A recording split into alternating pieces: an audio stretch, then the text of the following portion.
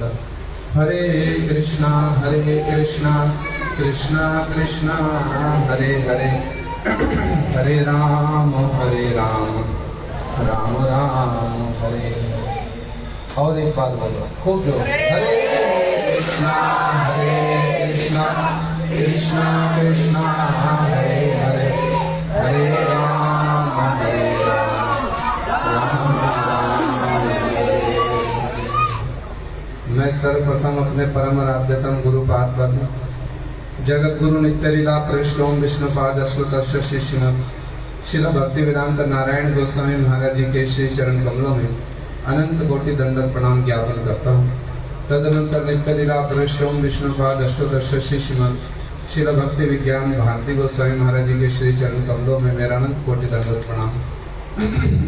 जिन महापुरुष की आज शुभ आविर्भाव तिथि है, शिला प्रभुपाद जी के अंतरंग निज जन जगत गुरु शिला भक्ति वेदांत स्वामी महाराज जी के श्री चरण कमलों में मेरा अनंत कोटि दंडक प्रणाम। समस्त रूपानु गुरु परंपरा सपार्थ सपरिकर जगत गुरु शिला प्रभुपाद भक्ति सिद्धांत सरस्वती गोस्वामी ठाकुर सपार्थ सपरिकर श्री गौर नित्यानंद प्रभु श्री राधा माधव जययुक्त उपस्थित श्रीपाद माधव प्रिय प्रभु अनन्य ब्रह्मचारी वृंद वैष्णव वैष्णवी नंदोत्सव में सम्मिलित श्रद्धालु मंडली सबके चरणों में मेरा यथायोग्य दंडक प्रणाम सादर अभिनंदन। हरे कृष्णा।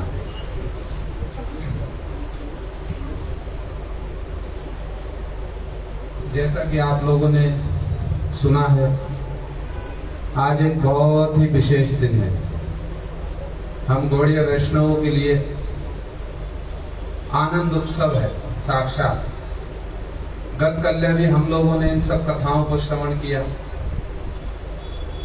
किंतु नंदोत्सव के विषय में कुछ कहने से पहले, जैसा कि अभी प्रभु जी बतला रहे थे, श्री वृंदावन दास ठाकुर जी ने चैतन्य भागवत में एक स्थान पर कहा है, बात को थोड़ा समझेंगे ध्यान से। उन्होंने कहा, ए भाई ये बच्चे तो चुप कराओ। उन्होंने कहा है, ए वचन मोर नहे सर्व शास्त्र कहे, भक्ताख्यान सुनिले कृष्ण ते भक्ति होय। श्री वृंदावन दास ठाकुर जी साक्षात वेद व्यास स्वरूप हैं। वो कहते हैं ये वचन मेरे नहीं हैं, जो वेद व्यास जी हैं वो भी कह रहे हैं ये वचन मेरे नहीं हैं। सब शास्त्र कहते हैं भक्तों का चरित्र सुनने से कृष्ण के प्रति भक्ति हो जाती है। भक्तों का चरित्र सुनने का इतना अधिक महात्म्य बतलाया गया, इतना अधिक महात्म्य। शास्त्रों ने तो वृंदावन दास ठाकुर जी ने तो संपूर्ण चैतन्य भागवत में आप देखेंगे कितने स्थानों पर इस विषय को स्थापित करके कहा है कि भक्तों का चरित्र श्रवण और कीर्तन करने से हमारे जैसे बद्ध जीवों को किस प्रकार से सहज रूप में कृष्ण भक्ति की प्राप्ति होती है, इसको भाषा से वर्णन नहीं किया जा सकता। श्रील प्रभुपाद जी ने एक स्थान पर लिखा है अपने गौड़ीय भाष्य में, बड़ी सुंदर बात लिखी। श्रील प्रभुपाद भक्ति सिद्धांत सरस्वती गोस्वामी ठाकुर जी लिखते हैं, मुक्त पुरुष का गुण कीर्तन करने से बद्ध जीव का बद्ध भाव विशेष रूप से दूर हो जाता है। समझ में आई तो बात?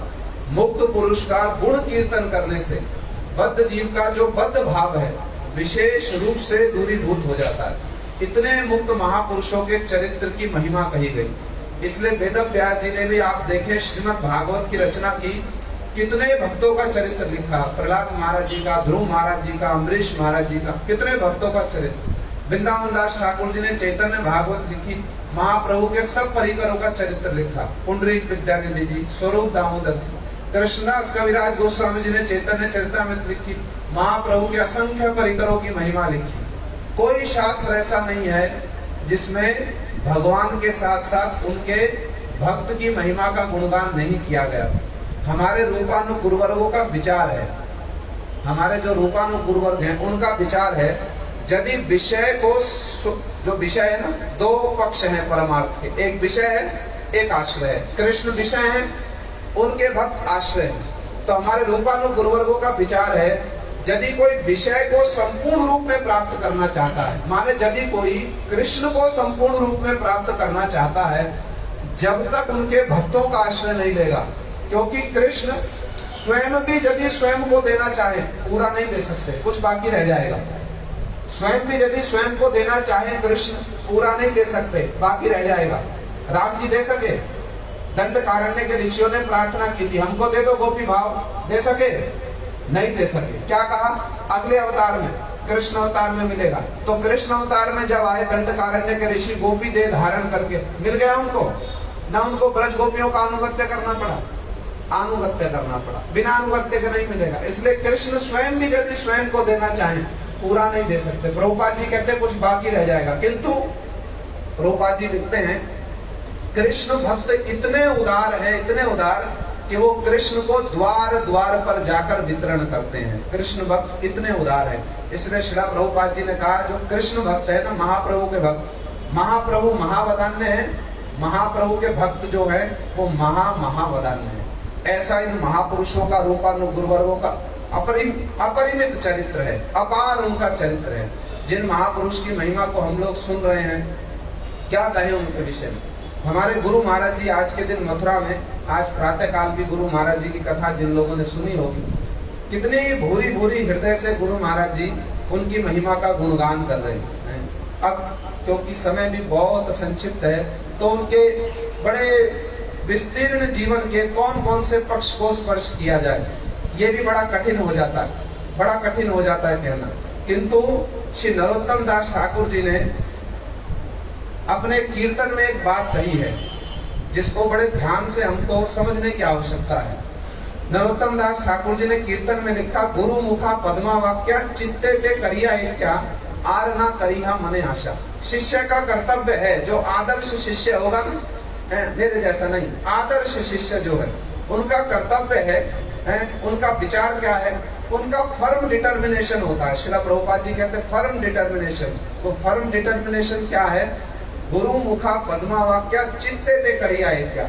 श्री गुरुपाद पद्म के मुख से जो वचन निकल गए, उसको चित्त में, चित्ते ते करिया क्या, एकांत भाव से उसको चित्त में धारण कर लिया। जो सद शिष्य होते हैं उनके लिए गुरु जी के वाक्य सामान्य शब्द नहीं होते, शब्द ब्रह्म होते हैं। श्रीला भक्तिवेदांत स्वामी महाराज जी, उनका जीवन तो इन आदर्शों का मूर्तिमान स्वरूप है, मूर्तिमान स्वरूप। जगत गुरु श्रीला प्रभुपाद भक्ति सिद्धांत सरस्वती गोस्वामी ठाकुर जी ने प्रथम भेंट में ही उनसे ये कहा था, आप तो अंग्रेजी भाषा जानते हैं बहुत अच्छी, आपको विदेश जाकर के प्रचार करना चाहिए। पहली जब भेंट हुई, इलाहाबाद में संभवत है, जब पहली भेंट हुई वहीं पर यह आदेश दिया अथवा इच्छा प्रकाशित की, बस गुरु मुखा पद्मा वाक्या चित्ते ते करिया क्या, धारण कर लिया उसको, और कोलकाता में। और कहां तक अपने जीवन के 30, 35, 40 वर्षों तक प्रभुपाद जी की उस इच्छा को वो पोषण करते रहे, पोषण करते रहे, पोषण करते रहे। प्रभुपाद जी ने कभी उनसे राधा कुंड के तट पर कहा था, यदि आपको कभी धन मिले तो उससे ग्रंथ प्रकाशित करना। बस एक बार कहा था, बार बार नहीं कहा, एक बार इच्छा प्रकाशित की थी। जैसे परम गुरु जी के सामने प्रभुपाद जी ने इच्छा प्रकाशित की, जब तक मायावाद रहेगा शुद्ध भक्ति का प्रचार नहीं हो सकता। बस आदेश नहीं देना पड़ा, प्रभुपाद जी की इच्छा जाना, उसको ही अपना जीवन बना दिया। अच्छा, प्रभुपाद जी ऐसा चाहते हैं, ये आदर्श शिष्य का, सद शिष्य का ये एक गुण है। प्रभुपाद जी को कहना नहीं पड़ा उनको, यदि कभी धन मिले ग्रंथ छापना। कितना अदम्य उत्साह था उनके हृदय में ग्रंथ प्रकाशित करने के लिए।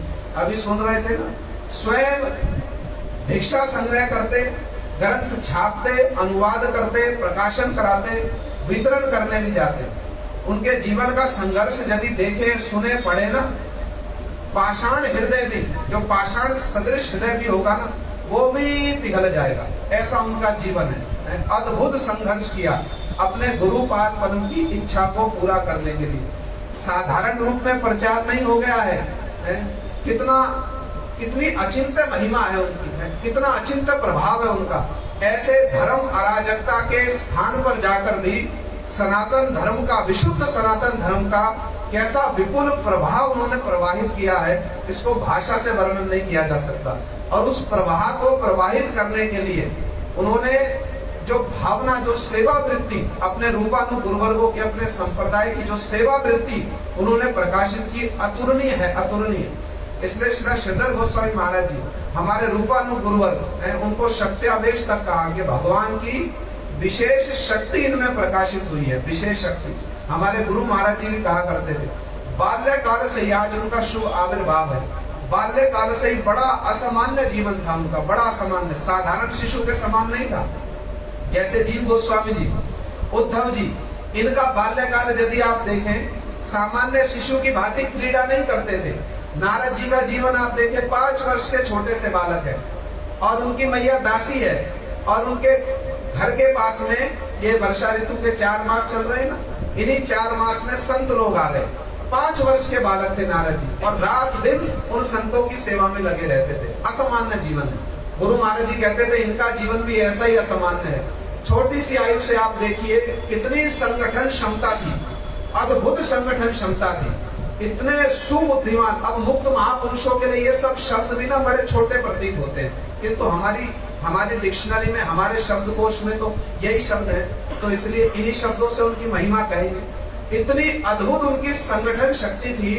छोटी सी आयु में अपने घर की सब स्त्रियों को इकट्ठा कर लेते, जगन्नाथ जी की रथ यात्रा निकाला करते, सबको सेवा में नियुक्त कर देते, तुम पूड़ी बनाना, तुम सब्जी बनाना, इतने उत्साह के साथ में, जैसे अपने भावी कर्म की वो सूचना दे रहे थे। उसके 40-50 वर्ष के पश्चात विदेश गए। उसी छोटी सी रथ यात्रा को उन्होंने अपनी अद्भुत संगठन क्षमता का परिचय देते हुए हजारों लाखों लोगों को इकट्ठा किया और उनके माध्यम से विपुल रूप में जगन्नाथ जी की रथ यात्रा उन्होंने। कौन सा ऐसा देश है जहां पर उन्होंने इस गौरवाणी का, गौर नाम, गौर धाम, गौर धाम का उन्होंने प्रचार प्रसार नहीं किया हो। कितना अतुलनीय बल था उनके हृदय में गुरु सेवा करने के लिए, कितना अदम्य उत्साह था उनके हृदय में गुरु वचनों को पूर्ण करने के लिए, गुरु जी की बात को पूरा करने के लिए। विदेश जा रहे थे, जिनका नाम ले रहे थे, जो जहाज कंपनी की मालिक थी सुमिति मुरारी, उन्होंने उनसे आग्रह किया, तर्क वितर्क किया, अरे इस वृद्ध अवस्था में कोई विदेश जाने की सोचता है, आप तो मरने के लिए जा रहे हैं। क्योंकि वो शिला स्वामी महाराज जी से भी आयु में बड़ी थी, है तो अपना छोटा भाई जैसा उनका संबंध था। कहती आप तो मरने के लिए जा रहे हैं, किंतु शिला स्वामी महाराज जी का फर्म डिटर्मिनेशन क्या था, मरना ही पड़ेगा तो भी जाऊंगा, किंतु गुरु जी की आज्ञा पूरी करनी है, गुरु जी की आज्ञा पालन करनी है, चाहे जाकर के मरना भी पड़े। साथ में थोड़ा सा दलिया ले गए थे। मन में विचार क्या था, यदि उस देश में जाकर केवल मांस ही मिलेगा, मैं थोड़े से उबले आलू और दलिया खा करके अपना जीवन यापन कर लूंगा, काम चला लूंगा, किंतु जाऊंगा अवश्य। कोई संबल नहीं था, बाह्य कोई संबल नहीं, बस एक ही संबल है, गुरु मुखा पद्मा वाक्या चित्ते ते करिया। और विदेश जाकर के अब इन्होंने जो संघर्ष किया, जो आदर्श दिखलाया गुरु सेवा का, हम कल्पना नहीं कर सकते, कल्पना नहीं कर सकते। इस जगत की भाषा में इन महापुरुष की महिमा को, ये प्रभुपाद जी, उनके गण, रूपानुगुरुवर, किसी की भी महिमा को इस जगत की भाषा में वर्णन किया ही नहीं जा सकता। हमारे रूपानुगुरुवर उनके विषय में कहते हैं कि ये जो ह्यूमन सोसाइटी है ना, इसके लिए उन्होंने जो रिलीफ वर्क किया है, श्रीला श्रीधर गोस्वामी महाराज जी तो इसके विषय में इतना दार्शनिक विचार बताते हैं। वो कहते हैं एवरीबॉडी इज डाइंग, हर कोई, प्रत्येक व्यक्ति मृत्यु के काल के गाल में जा रहा है, हर कोई व्यक्ति। ऐसे काल के गाल में जाने वाले व्यक्तियों को लक्ष्य करके ही श्रीमन महाप्रभु जी ने कहा है, क्या कहा है, फिर भारत भूमि पे भइलो मनुष्य जन्म जात, जन्म सार्थक करी करो परोपकार। ये महाप्रभु जी ने पर उपकार करने का उपदेश दिया। क्यों उपदेश दिया है? ये रिलीफ वर्क करने का प्रभुपाद महाप्रभु जी उपदेश दे गए। ये जो वास्तव में हमारे गौड़िया गुरुवर्ग है, इन्होंने जो इस ह्यूमन सोसाइटी के लिए जो ये रिलीफ वर्क किया है, श्रीला स्वामी महाराज जी, हमारे गुरु महाराज जी, प्रभुपाद जी के गण है, वो अनपैरेलल है, अतुलनीय है, जिसकी कोई तुलना ही नहीं हो सकती, कोई तुलना नहीं हो सकती है। श्रीला श्रीधर गोस्वामी महाराज जी कहते हैं, जो रिलीफ वर्क प्रभुपाद जी के गणों ने, रूपानुगुरुवर्गों ने इस ह्यूमन सोसाइटी के लिए किया है, वो अनपैरेलल है, उसकी कोई तुलना नहीं हो सकती। तो इन महापुरुष का, जैसा भी कह रहे थे ना, हम में से कोई भी, और वर्तमान समय में किसी प्रकार से भी महाप्रभु जी की इस धारा में आया हुआ व्यक्ति किसी न किसी रूप में इन महापुरुष के द्वारा उपकृत हुआ ही हुआ है। जैसे प्रभु जी कह रहे थे, हमने भी देखा किसी न किसी रूप में, चाहे उनके ग्रंथ हो, चाहे उनके सेंटर्स हो, चाहे उनके भक्त हो, किसी न किसी रूप में उनके द्वारा अवश्य ही उपकृत हुआ है। महाप्रभु जी ने महाप्रभु जी ने हरिदास ठाकुर जी के माध्यम से, रूप सनातन जी के माध्यम से, महाप्रभु जी ने जगत में सहिष्णुता का आदर्श दिखलाया। रूप सनातन द्वारे सहिष्णु, हरिदास द्वारे सहिष्णुता जानाई लो, रूप सनातन द्वारे दैन्य प्रकाशी लो। तो हमने तो गुरुवर्गों के मुख से सुना, अरे हरिदास ठाकुर जी को तो 22 बाजारों में पीटा गया। कितनी हरिदास ठाकुर जी की सहनशीलता है 22 बाजारों में। किंतु इन महापुरुष का जीवन यदि आप देखें, एक दिन 2 दिन नहीं, वर्षों तक संघर्ष किया है, वर्षों तक। चाय की दुकान पर जाकर बैठ जाते थे, जो लोग चाय पी रहे होते थे उनसे निवेदन करते थे, है ये 1 आना 2 आना की चाय पी रहे हो, ये 1 आना 2 आना की पत्रिका ही ले लो। एक आग्रह किया करते थे। कहां से उन्होंने संग्रह की कर करके प्रभुपाद जी की इच्छा प्रकाशित करने के लिए कैसा अदम्य उत्साह, कैसा अदम्य बल उनके हृदय में था, इसको भाषा से वर्णन नहीं किया जा सकता, भाषा से वर्णन नहीं किया जा सकता। उनके चरणों में तो हम लोग चिर विकृत हैं, सदा चिर विकृत रहेंगे। हमारे गुरु महाराज जी के साथ में तो उनका बड़ा ही घनिष्ठ, बड़ा ही मधुर और प्रीतिपूर्ण संबंध था। हमारे परम गुरु महाराज जी से उन्होंने संन्यास ग्रहण किया मथुरा केशव जी गौड़िया मठ में। हमारे गुरु महाराज जी ने उनको डोर कॉपिन पहनना सिखाया। गुरु जी का संन्यास तो उनसे 7 वर्ष पहले हो गया प्राय। गुरु जी का 52 में हुआ, उनका 59 में हुआ। तो गुरु जी ने उनको डोर कॉपिन, उनका दंड बांधा, यज्ञ इत्यादि किया। तो गुरु जी के साथ में, हमारी गौड़िया वेदांत समिति के साथ में, हमारे परम गुरु जी के साथ में तो उनका एक बड़ा ही मधुर अविच्छेद्य संबंध था। इसलिए जो रूपानु गुरुवर्ग है ना भाई, वास्तव में यदि विचार करके देखो ना, ये जो गुरुवर्ग है ना, इनके विषय में जब ये कहा जाता है हमारे गुरुजी, तुम्हारे गुरुजी, उनके गुरुजी, उनके गुरुजी, हम अपनी भाषा में इस बात को कह देते हैं, किंतु वास्तविकता ये है, ये जो जीवन मुक्त महापुरुष है ना, इनका आदर्श, इनकी शिक्षाएं, इनकी दया सबके प्रति समान रूप में है, सबके प्रति समान रूप में। इनके विषय में तो जैसे भगवान समदर्शी हैं, ऐसे ये रूपानु गुरुवर्ग समदर्शी हैं। तो हम लोगों का तो उनके साथ में बड़ा ही एक विशेष संबंध है। इसलिए हम लोगों की तो हृदय से उनके श्री चरणों में यही कातर प्रार्थना सदा है, सदा रहेगी। आपकी कृपा कण से मेरे जैसे तो कितने कोटि कोटि अभिमानी जीव एक क्षण में पवित्र हो सकते हैं। आप हमारे ऊपर दया करें, कृपा करें, जिससे कि आपने गुरु सेवा का जो अतुलनीय आदर्श जगत में दिखलाया है, वो थोड़ा सा आदर्श किंचित सा भी यदि जीवन में आ जाए, हमारा जीवन